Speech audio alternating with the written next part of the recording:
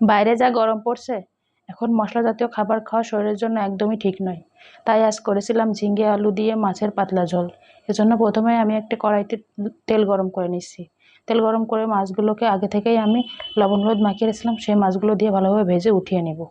সেই তেলের ভিতরে আমি দিয়ে দেব একটু জিরা ফোড়ন, তারপর দিয়ে দেব কেটে রাখা আলুগুলো। আলুগুলো একটু ভাজা ভাজা করে দিয়ে দেব কাঁচামরিচ আর ঝিঙ্গা। ঝিঙ্গা দিয়ে একটু স্বাদ মতো লবণ আর একটু হলুদ দিয়ে ভালোভাবে ভেজে নেব। তরকারিগুলো ভালোভাবে ভাজা হয়ে গেলে দিয়ে দেব একটু গরম জল। গরম জল দিয়ে তরকারিটাকে ঢেকে দিয়ে ভালোভাবে ফুটতে দিব। তরকারিটা ফুটে গেলে তার ভিতরে দিয়ে দেব মাছগুলো দিয়ে আর একটু ঢাকা দিয়ে জাল করে নিব। তারপর দিয়ে দেব একটু ভাজা জিরের গুঁড়া। তাহলেই তৈরি হয়ে যাবে আমাদের আলু আর ঝিঙ্গের পাতলা ঝোল। আপনারাও চাইলে বাসায় ট্রাই করতে পারেন।